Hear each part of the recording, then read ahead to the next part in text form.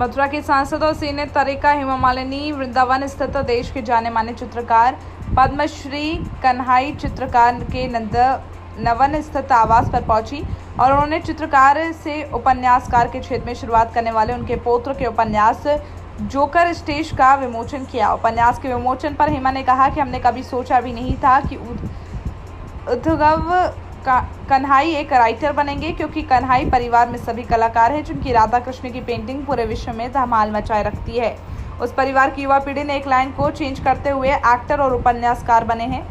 इसके लिए मैं उनको शुभकामनाएं देती हूं। हेमा ने कहा कि जब बच्चे नए कॉन्सेप्ट के साथ आगे आते हैं तो खुशी होती है।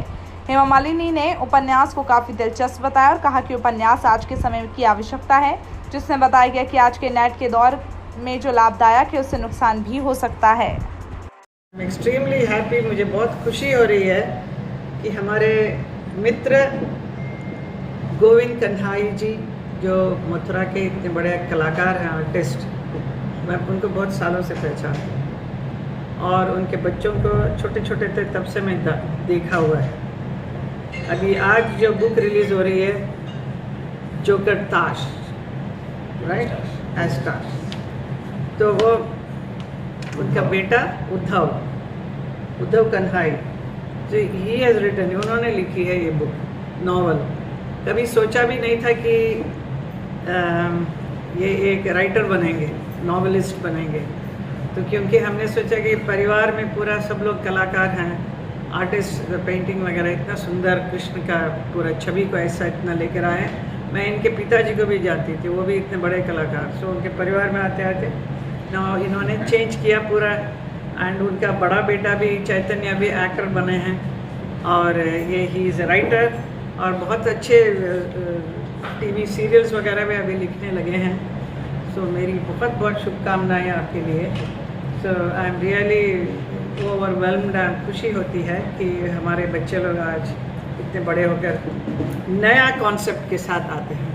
पुराने बातों को तो हम लोगों को भी समझ में नहीं आएगी कि इस बुक में बात क्या है, because it is about power, greed, truth, technology, जो हैकर्स के ऊपर जो हैक करते हैं, जो मुझे भी नहीं मालूम है इतना डिटेल, बट उससे क्या क्या हार्म भी होता है और अच्छा भी हो सकता है।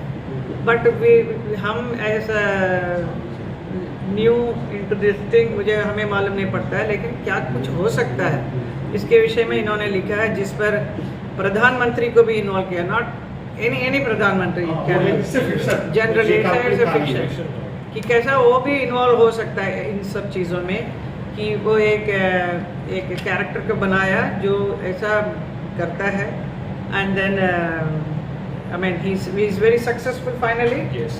Yeah, he is successful in doing this kind of a job. So इससे हमें यही सीख मिलती है कि हम लोगों को बहुत सतर्क रहना पड़ेगा, क्योंकि कोई भी कुछ भी कर सकता है हमारे इंटरनेट में से। तो यही बात है। तो और भी बुक्स लिखे हैं ना, कौन सा फर्स्ट है, फर्स्ट नॉवल। और ऊपर से साहब अच्छा क्या लगा, इनका पेंटिंग है, इन्होंने खुद ये बनाई है, इसमें पूरा सस्पेंस भी है, शक्ल तो दिखता नहीं है क्या है, लेकिन है एक आदमी एंड ये लगता है बड़े मिस्टीरियस एंड मिस्टीरियस। यही कहानी है। हाँ, कहानी यही है इसका। तो ये तो देखते ही एक अट्रैक्शन होगा कि ये है क्या। तो ये बिकॉज ये खुद कलाकार है, तो वो जो लिखा उन्होंने खासियत है इस बुक की और क्या है इसमें कुछ? अच्छा, इसकी खासियत, अच्छा ये कहानी है, आप डार्क वेब सुना है किसी ने, तो जो हम इंटरनेट यूज़ करते हैं वो 5% होता है, जो हम यूज़ करते हैं हम सब के सब, उसके नीचे 95% डार्क वेब होता है, जहाँ पे सारे इलीगल एक्टिविटीज़, हैकिंग, वेपन्स, सब गलत काम वहाँ होते हैं। तो वहीं पर ही सारे हैकर्स डील करते हैं। उसी हैकर, वहाँ पे एक दुकान है जो दिखती नहीं है, बट वहाँ दुकान है जहाँ पे हैकर्स डील करते हैं, उसका नाम है जोकर स्टैश, जहाँ जो मेरी किताब का नाम है।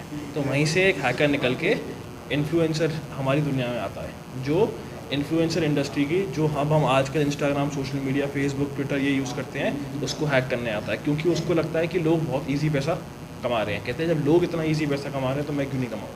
वो ये सोच के यहाँ आता है, आते आते वो चोरियाँ करने लगता है, पैसे निकालता है बैंकों से। अब वो उसको प्राइम मिनिस्टर को इन्वॉल्व करता है। अब उसका एम है कि प्राइम मिनिस्टर कैसे भी करके उसको फॉलो करें सोशल मीडिया पे। जो प्राइम मिनिस्टर है वो किसी को